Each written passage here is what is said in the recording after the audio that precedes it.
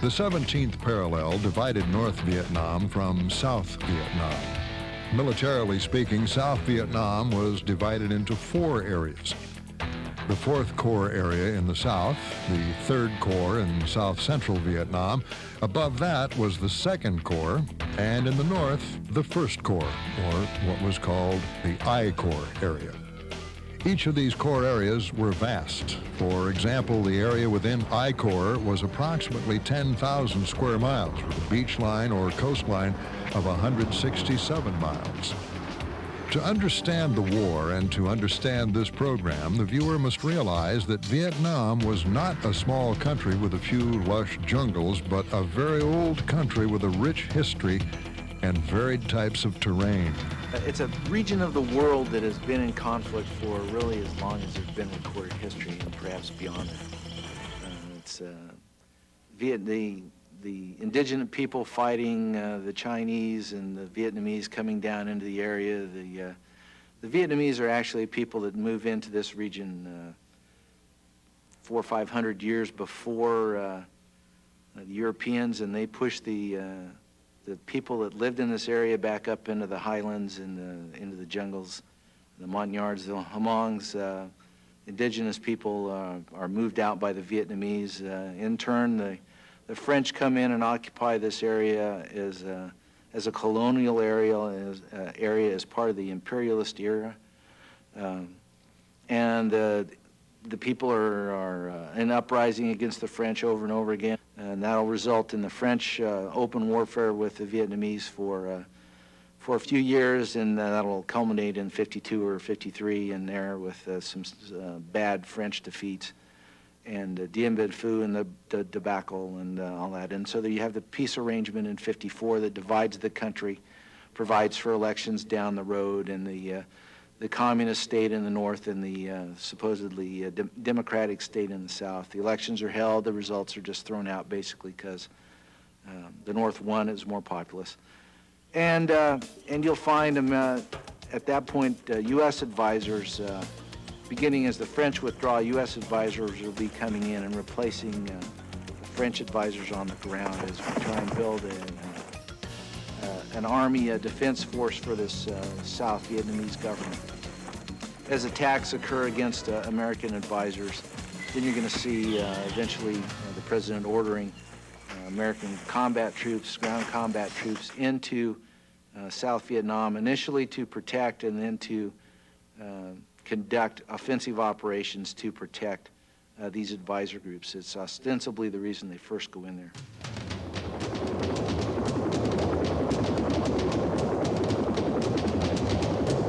This is the story of how the infantry and armored forces first came to this foreign landscape to fight a most unconventional war.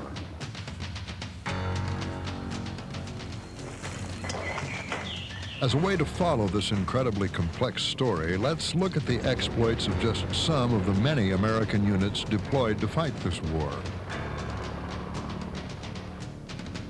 In the summer of 1966, more than 3,000 men of the U.S. 4th Infantry Division arrived on the coast of South Vietnam. They were there to continue the American buildup that had begun in earnest in 1965.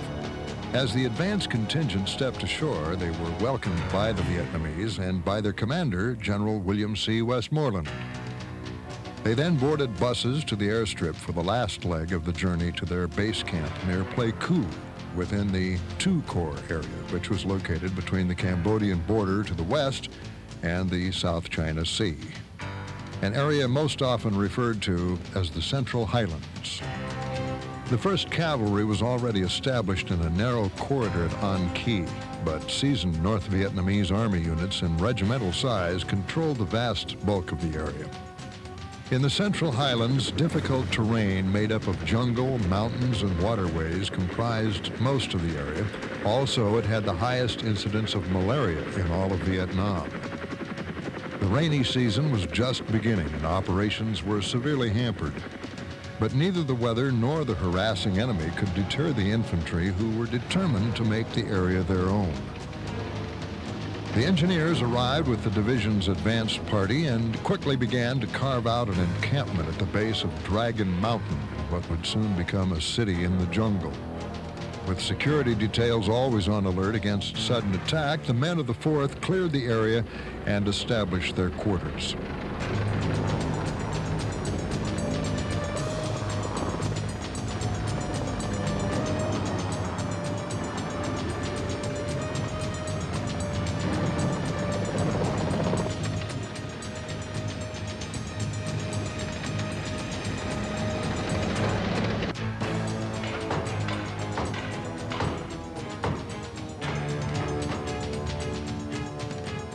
Mortar-proof bunkers and fortifications were built.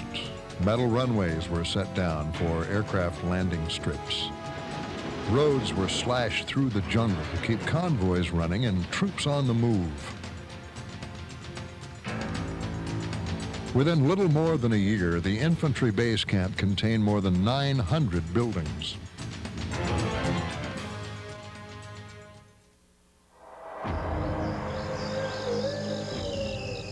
The harsh countryside was peopled mostly by nomadic tribes who slashed and burned clearings in the forest, farmed it for a time, then moved on. Harassed and terrorized by the Viet Cong, these simple folk fell victim to a time and circumstance they could not fathom. The Montagnard tribesmen were quite a superstitious lot, and there's a story about where personal safety overcame their superstitions. We were on a return back to camp from a 10-day operation. We'd been out about 8 days. This was in the last part of February 1968. And we were moving up this river valley. We weren't actually by the river. We were inland from a little bit in the flat bottom land where there's a lot of small trees. The jungle really hadn't or the forest hadn't really taken over, so there was quite a bit of space between the trees. Not a lot of underbrush, but there was some. And our point element, we were going down this nice trail, and our point element had found signs that a body of people, a number of people, supposedly the enemy, had used the trail and then gone off through the woods to the left. So our point element went in there several hundred yards and found a brand new bunker complex of 35 bunkers, which could hold about 3 men each. And they were built in a circle around this small open area. So I brought the whole company in. There was about 100 men. I brought the company in, and I placed them in the bunkers because I wanted to wait there for a while and check out the area, plus call in the location of the bunker complex back to our base camp. In the center of this circle was where the remains of a fire, and by playing with the embers and with the ashes, the fire was still warm, so whoever had been there building these bunkers had just left recently. Also, off to the side a few meters was a fresh grave, and instead of a headstone or a cross was a bamboo-shaped star. So we wanted to find out what was in the grave. Many times the graves we found were fake. I guess they thought that good Americans wouldn't dig up a grave, but you'd been there for a while, you didn't pay attention to that because graves were a good place to cache arms and ammunition. Even if there was a body in the grave, we wanted to find out who it was, what nationality, how they had died. Was it from wounds or sickness or whatever? Plus, the NVA and VC, especially the VC, had the habit of caching arms and ammunition underneath the bodies, further down in the grave. So we're going to stay there for a while and dig up the grave and look around for any other signs of activity.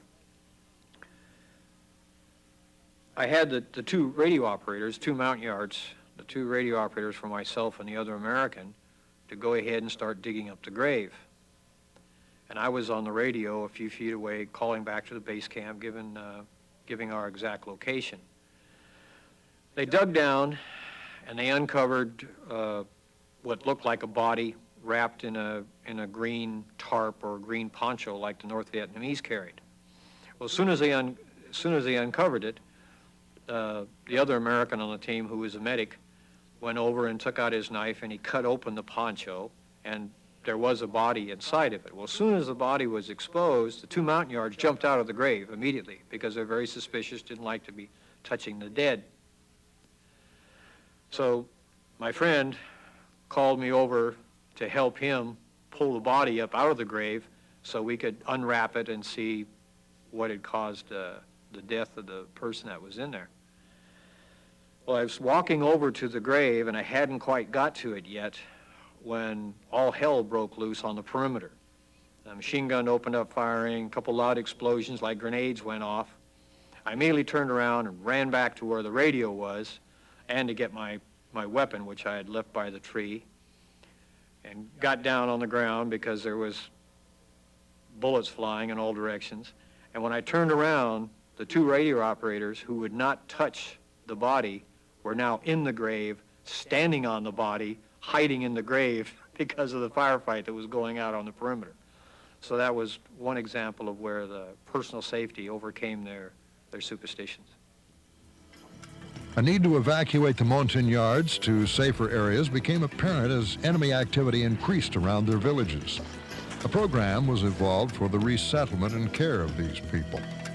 In each move, the entire village was lifted bodily, huts, belongings and all, and transported to a more secure location. The men of the 4th Division helped to create a tight bond between the Montagnards and their country.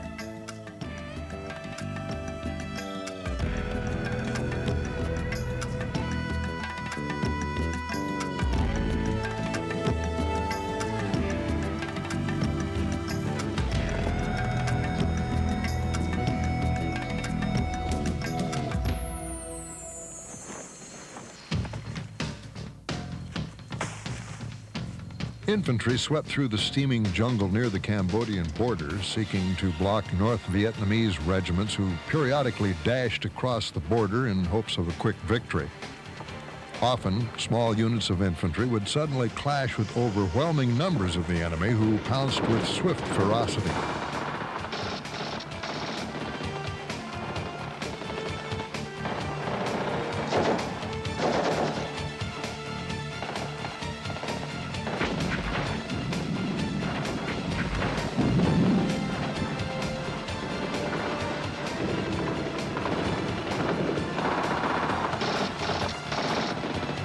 When the aircraft and the big guns were called in, the North Vietnamese Army, or NVA, usually disengaged as quickly as they had appeared.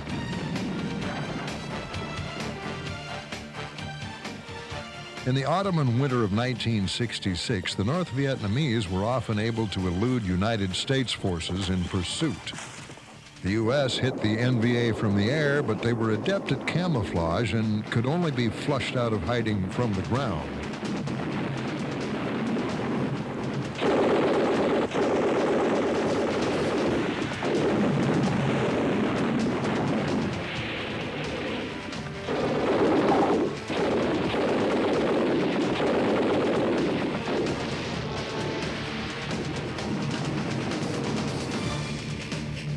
American and South Vietnamese ground forces embarked on a series of search and destroy missions to locate the North Vietnamese and to destroy them.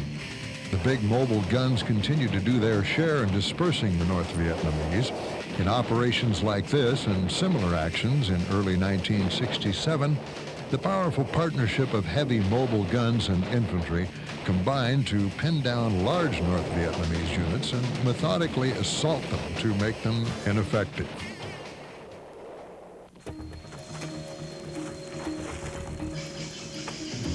Operation Sam Houston grew out of an attempt by the Viet Cong to interrupt work on a vital road being built from Pleiku to a special forces camp near the Cambodian border. The road-building crew had been the target of numerous mortar attacks and the scene of violent firefights. Despite intelligence reports of a large mass of NVA units, elements of the 4th Division moved through difficult terrain to meet the elusive North Vietnamese.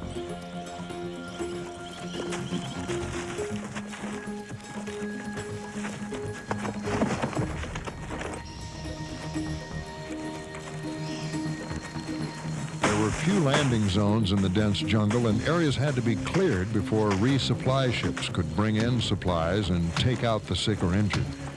This was the only physical link with the outside.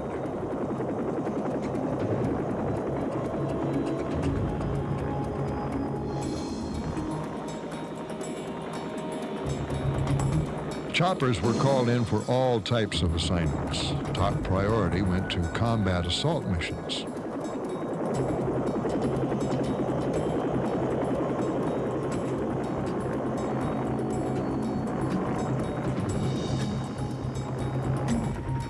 To spot North Vietnamese concentrations under the umbrella of dense jungle foliage, light observation helicopters were used.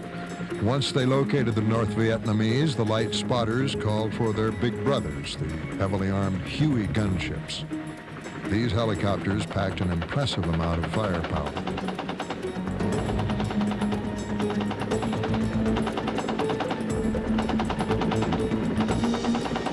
The gunships struck quickly with uncanny accuracy and formidable power.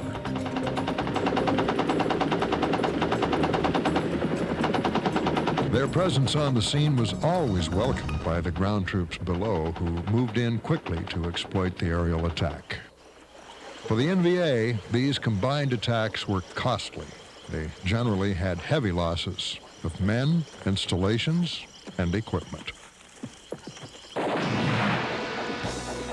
While their buddies hacked and beat their way through the thick jungles of the north, the 3rd Brigade of the 4th Division, working with the South Vietnamese Army, was assigned to War Zone C along the southern waterways.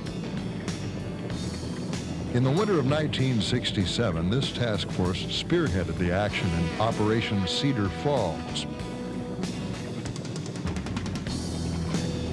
Positioned along the southern sector of the Saigon River, a mechanized battalion of infantry was charged with a twofold mission: to engage in clear and hold operations along the river and to block the escape route of fleeing Viet Cong. As so often happened in the course of their mission, infantry uncovered a rich cache of rice left behind by the VC, which was airlifted out for distribution to the South Vietnamese.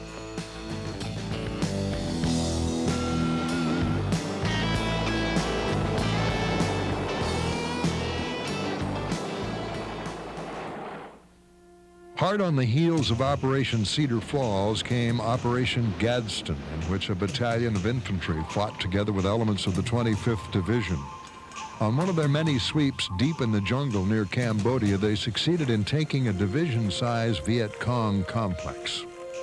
At first, the Americans had met heavy resistance, but on the second day they moved in and found that overnight the North Vietnamese had abandoned the area. The complex was there to be taken.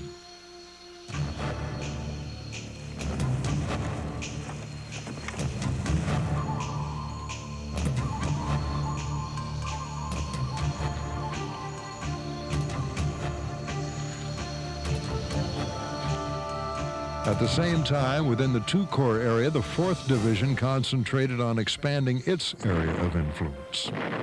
With determination and tenacity, they hit the North Vietnamese with tremendous firepower.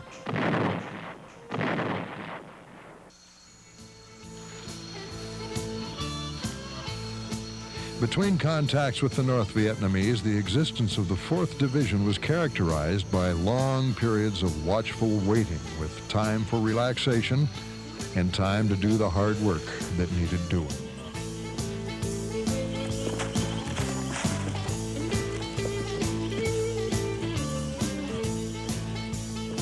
Then, all at once, short but brutal pitched battles.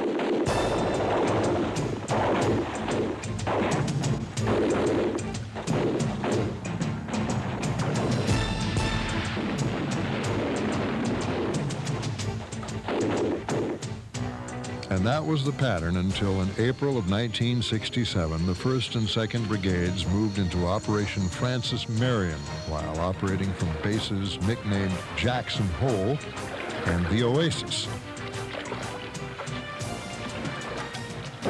The objective was to screen and guard the strategic quarter west of Pleiku.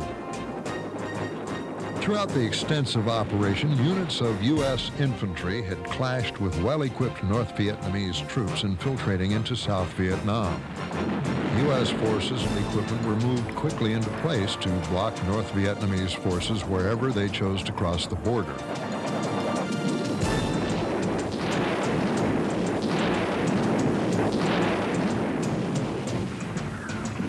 During the operation, massive artillery was employed. More than 400,000 rounds hit the North Vietnamese.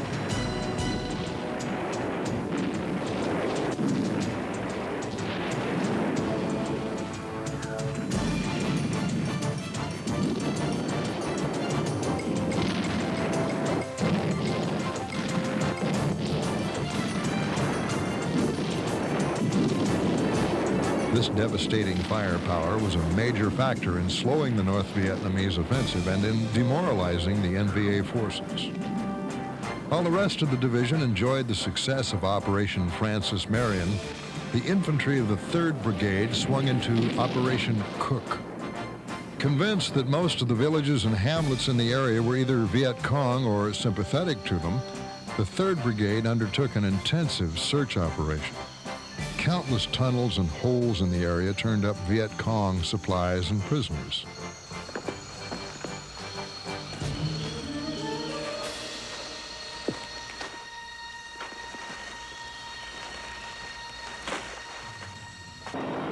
But along with the spoils, the infantry had to pay a price for victory.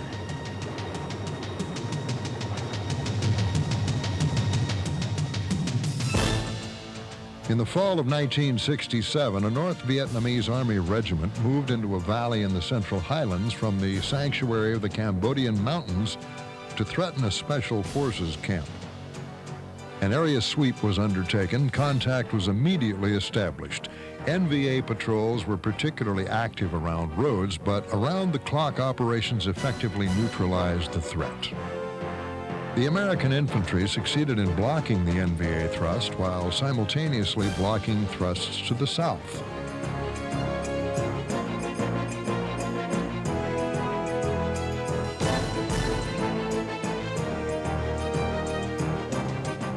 At the same time, intelligence reported a heavy North Vietnamese buildup in the dusty, inhospitable valley near Dak To. Infantry quickly responded to the challenge, moving into the rugged mountains near the Cambodian and Laotian borders.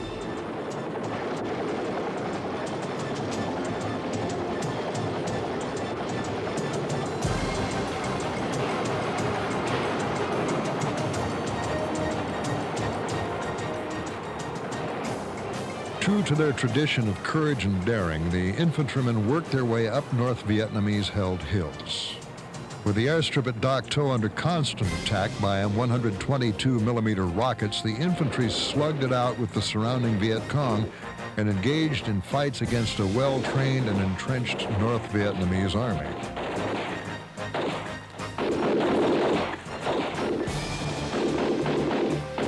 The final battle at Dak To occurred on the northern slopes of Hill 875. On Thanksgiving Day, in the 5th and final day of the assault, the Americans hit the hill continuously with airstrikes, artillery, and mortar rounds.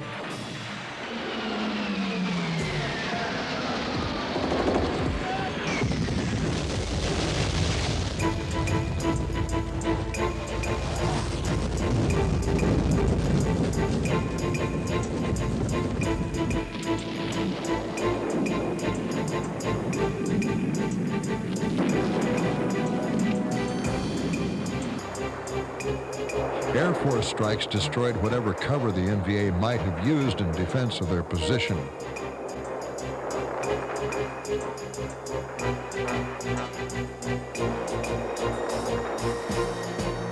Against great odds, the infantry assaulted Hill 875, cutting off a vital supply and withdrawal route. In doing so, the American fighting force again proved that they could win a major set-piece battle with a strong North Vietnamese army force.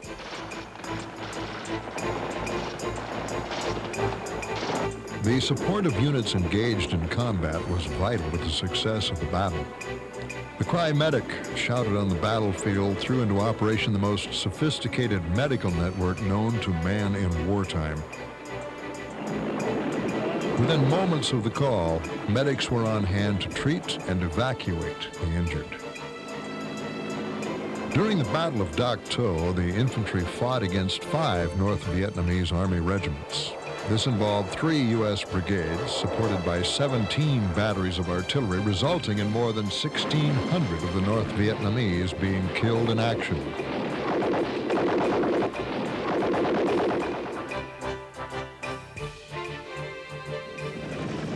Throughout the rugged Central Highlands, the most significant battles were for the hilltops, since the force that controlled the hilltops controlled the valleys below. American infantry fought to seize the most strategic hilltops for fire bases.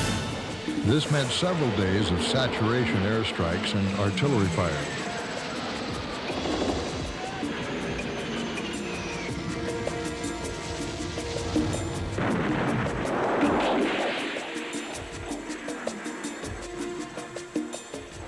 After the infantry had forged its way to the top, a bunker-type perimeter defense was constructed, followed by a land-clearing operation.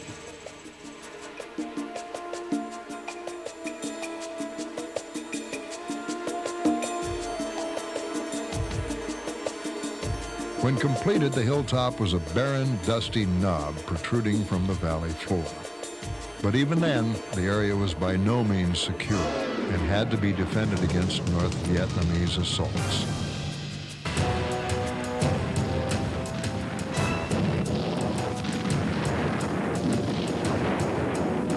Combat patrols were sent to seek out and ambush the North Vietnamese.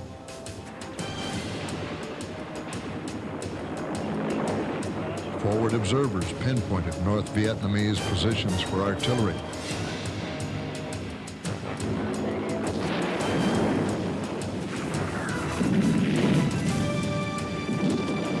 While in the valley, pursuit of the NVA continued.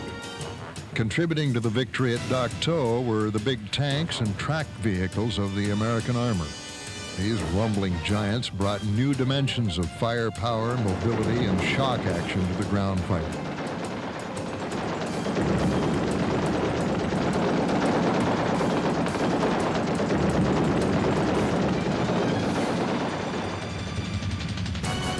A Viet Cong ambush on a convoy was abruptly turned into a rout when tanks and armored personnel carriers moved into action. In short order, they had the North Vietnamese on the run.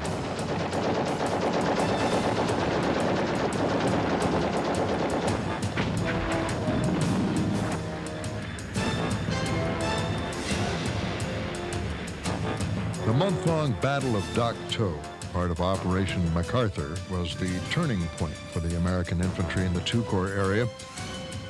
They continued to fight the North Vietnamese wherever they found them.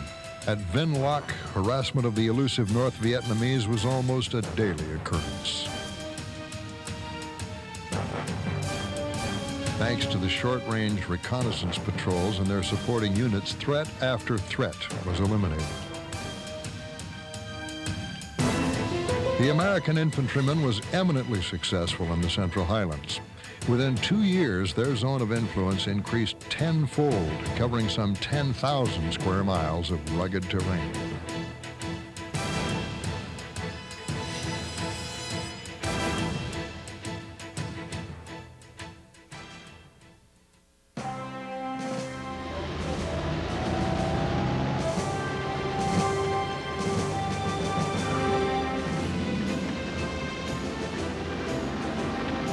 Though the image we have of this war is one of helicopters and infantry air mobile assaults, there were other types of American forces utilized. The natural barriers and unfriendly terrain in Vietnam made it tough for modern machines of war, but surprisingly, American mechanized units surmounted these obstacles through ingenuity and sheer determination. The role of American tanks in Vietnam was not and is not a well-known story, but the role they played was instrumental to the success the Americans had in the field.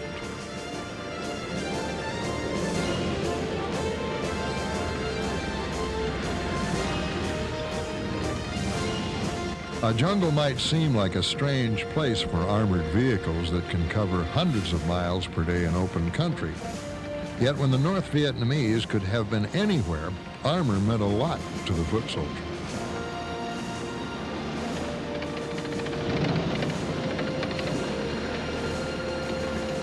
Armor helped the soldier beat a path.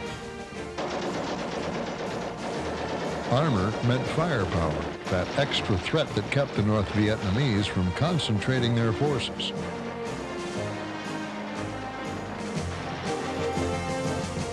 The armored cavalry in Vietnam meant mobility and speed, a prime requirement of modern warfare, even during the 1960s and 70s. They built a proud record of accomplishments while fulfilling their missions. Under unique battlefield conditions never before encountered by mechanized ground forces, they built a record of leadership, ingenuity, spirit, and valor that will always live in the annals of the armored cavalry.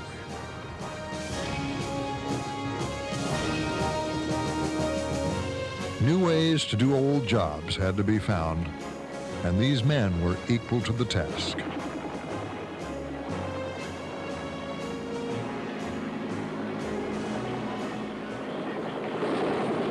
The Three Corps area contained the capital of South Vietnam, Saigon, important cities such as Bien Hoa and the Rice Bowl provinces. It also included strategic areas such as the Elephant's Ear and the trackless jungles near the Cambodian border.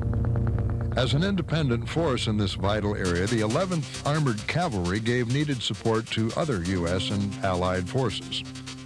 The familiar armored personnel carriers were beefed up for the counterinsurgency mission in Vietnam. Each vehicle was fitted with 2 additional machine guns and modification of armor that gave the men greater protection.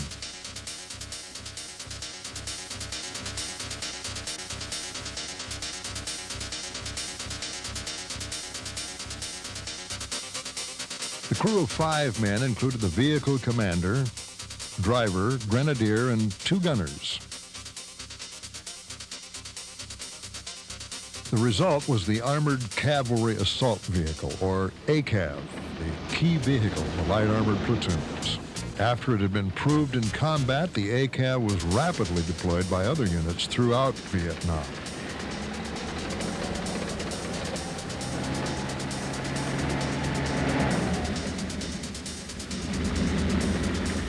Heavier armor typified by the M48 tank provided each squadron with a big punch.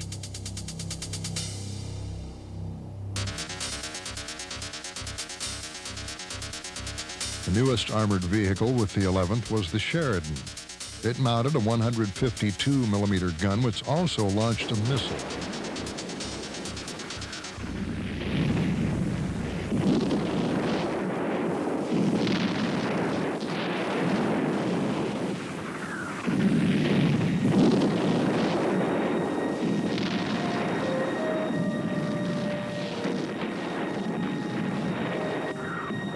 Self-propelled artillery was also part of the squadrons and was assigned to individual units in whatever mix the commander required. Artillery support proved to be a valuable asset. At first, the 11th Armored Cavalry Regiment was equipped with self-propelled 105-millimeter howitzers. Later, these were to be replaced by 155-millimeter howitzers, which had greater range.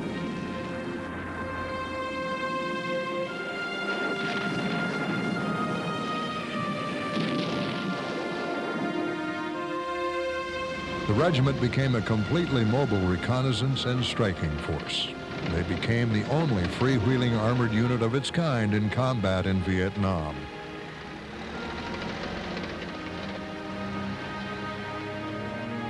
Within its squadrons were custom vehicles and special purpose weapons such as heavy mortars capable of devastating fire,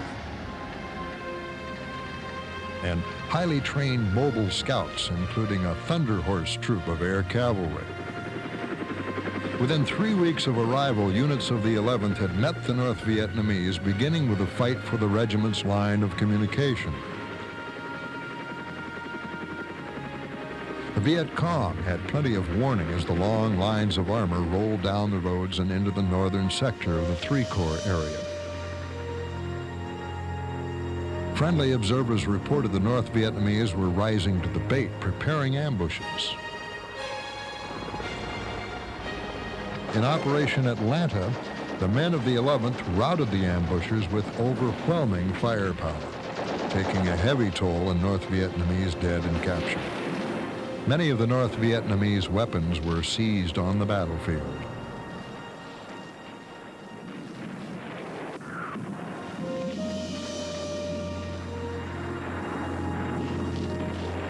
The people of this region were supportive of the armored units in the early days of the war. This initial success made the task easier. As the Black Horse Base Camp began to grow, its resupply and security gained importance. Headquarters became the hub of activity.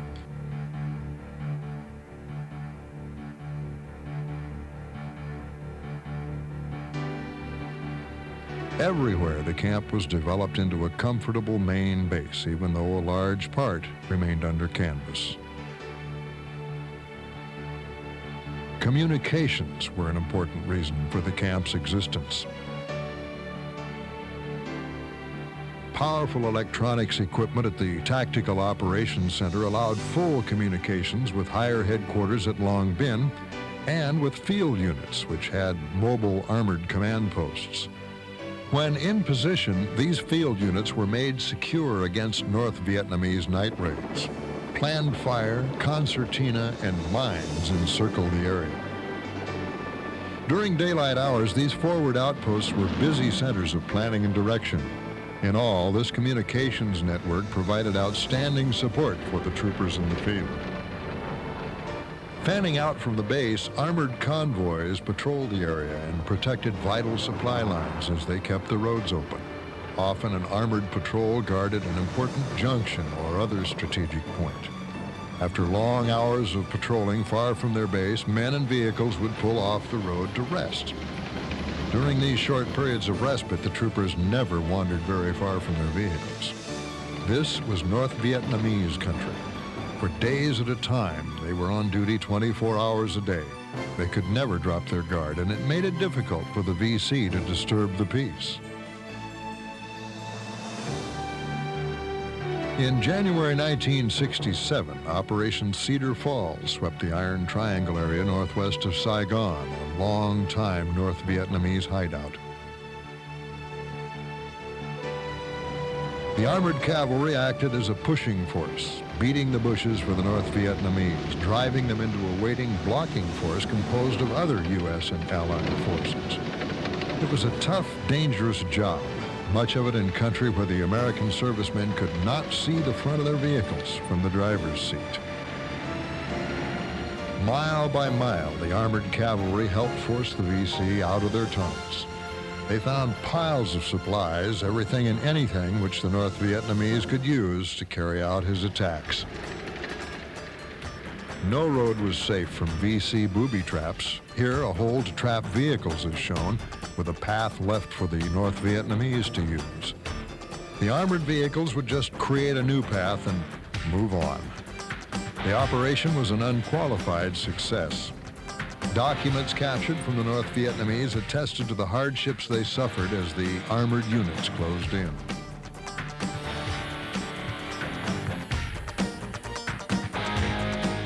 Then came the Rice Bowl country. In this region, the men of the armored units helped keep the fields and the roads free so the crop would be safe from seizure by the Viet Cong. Also, the presence of armored units kept the peace and kept the North Vietnamese from intimidating the villagers.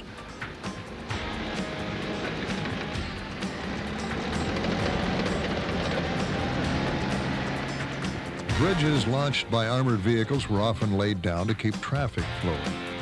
Flash flooding of small streams washed away the crude, locally built bridges, and buses were unable to make their scheduled destinations. The military bridges helped speed them on their way.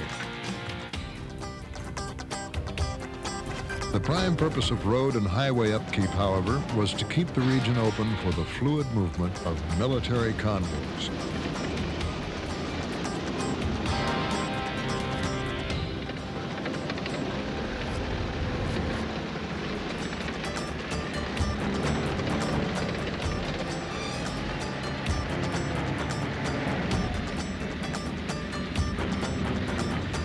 In the Voldat region, this Scissors Bridge was a useful complement to the regiment's armored strength.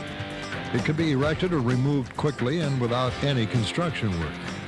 In addition to aiding military vehicular traffic, these portable bridges open newer and shorter routes to nearby marketplaces for the villagers and farmers of the area. As the need presented itself, these scissor bridges were moved from one locale to another with ease and speed. In the province of Tay Ninh, along the Cambodian border in the country called the Elephant's Ear, armored units penetrated into terrain previously considered too rough for vehicles.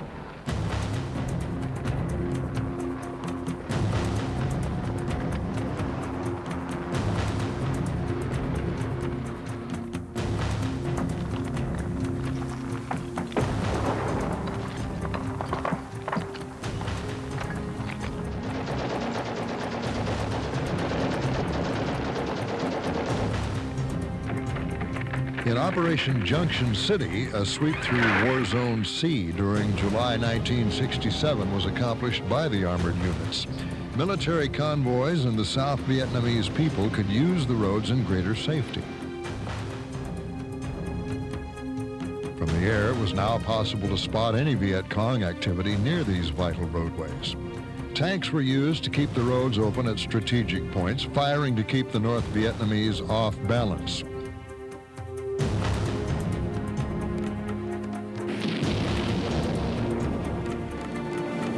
During the operation, command and control was maintained through the use of helicopters, making it easier for field commanders to visit various units.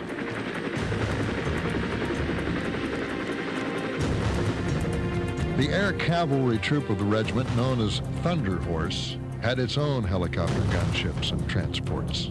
Forward air controllers performed effective liaison between the Air Force and our armored units.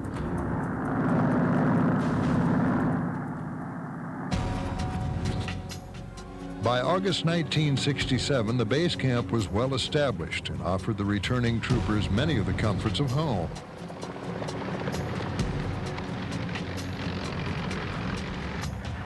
The return to action came all too soon, with the almost unbelievable complication of trying to fight a war in which both friends and enemies might be found in the same general area. Extreme accuracy was a must when firing heavy weapons.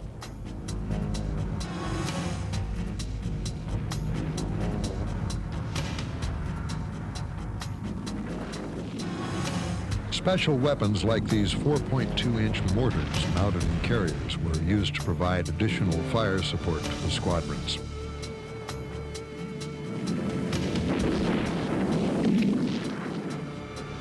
But it wasn't all fighting.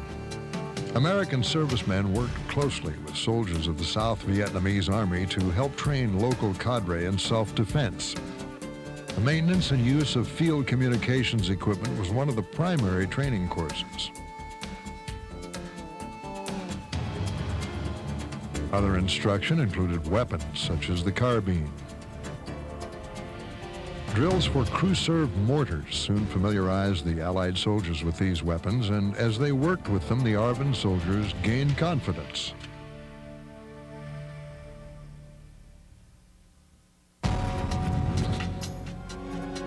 In the late fall of 1967, as the war continued and operations expanded, the safety of convoys became a continuing responsibility.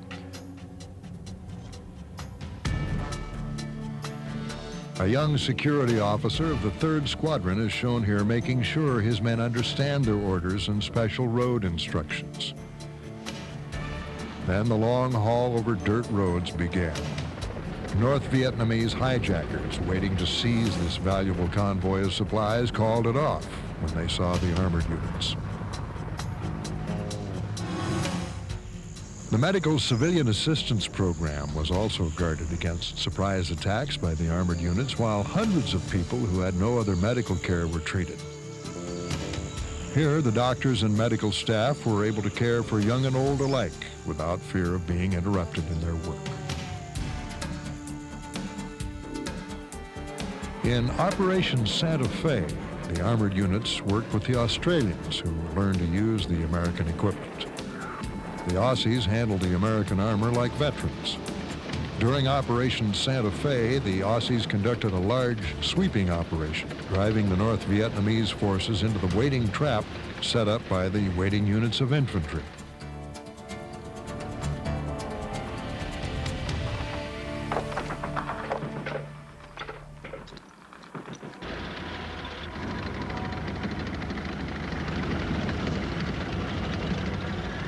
The operation went off with clock-like precision as the Australians pressed the North Vietnamese back.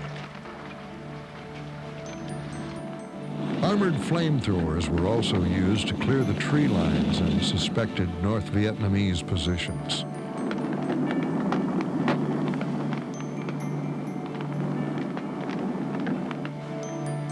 Then came the Vietnamese New Year, Tet. The North Vietnamese chose this occasion to unleash well-coordinated attacks in several areas of the Republic. Everywhere, the Viet Cong were met with counterattacks.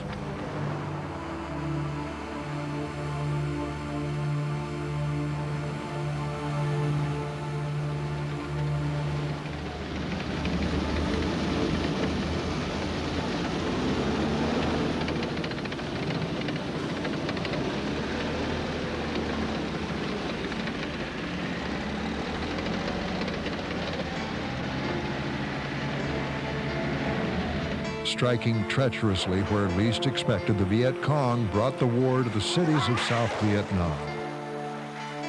Gunfire roared in the streets and panic spread throughout the population. People were surprised by the ferocity of the Viet Cong and North Vietnamese attacks against the cities of South Vietnam, and the famous pictures and all the things that came out of that offensive.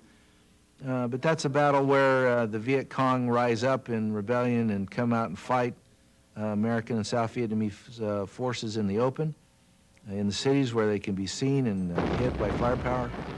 And again, you'll have this application of tremendous firepower on the part of American and Allied forces. And by the end of Tet, the Viet Cong will have ceased to exist as a combat force.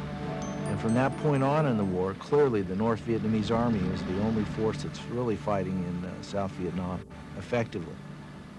And so it's actually a great victory for America, but because of this surprise, because of the images, it'll have quite a different impact in the media and on the people of the United States. The armored cavalry rose to the challenge and in a lightning-fast road march from the area near Cambodia, raced to the defense of the embattled cities. There, they supported the ARVN troops, cutting off North Vietnamese escape routes. The city of Bien Hoa was secured by the armored assault of the 3rd Squadron, in which the North Vietnamese were routed in house-to-house fighting. They were also sent to the defense of the capital, Saigon. Large areas of the capital's residential sections had been laid to waste by concentrated Viet Cong rocket attacks and mortar bombardments. The people who were displaced wandered aimlessly through the city. In the midst of all this, the fighting continued as military police patrolled the city. Day and night in the alleys and in the streets, the relentless hunt for the VC carried the armored cavalrymen into every nook and cranny of the capital. The Viet Cong were forced to give ground with appalling losses.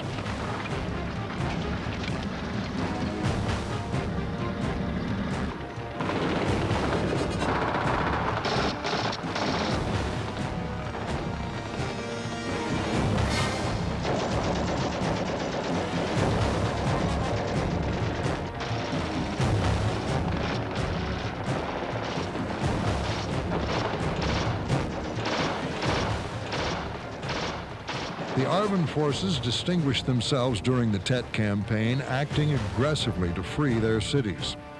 Wherever they went, they were solidly backed by armor, their own or often that of the 11th Armored Cavalry. A few days after the initial attacks, the ARVN began to retake and free the cities.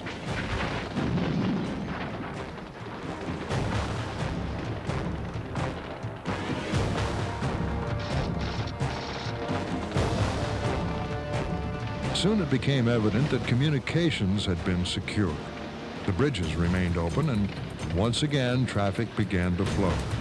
Armored vehicles were everywhere, providing security.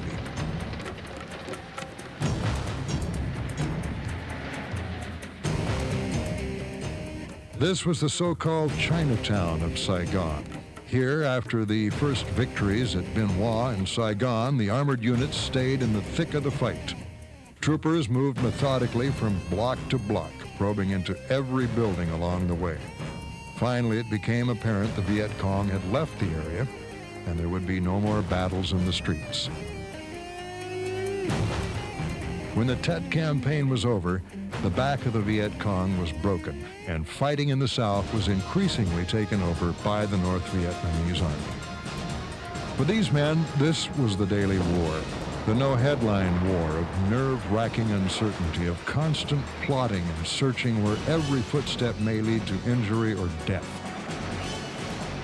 In the open country, through the jungles, and in the cities, throughout the three-corps area, or wherever they're needed, the men of the regiment fought on for freedom with the help of armored firepower.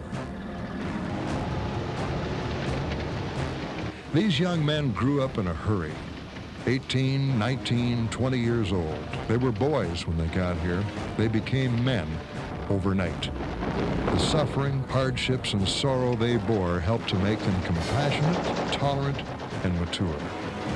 The young men who comprised the vast bulk of the infantry and armored units were seldom seen on television or rarely interviewed by the press, but they made their mark in the historic effort known as Vietnam. These men who fought and died in support of their country cannot and should not be forgotten. Even today, almost 30 years later, they can proudly lay claim to doing their part in a fight not of their making, in a war far, far away.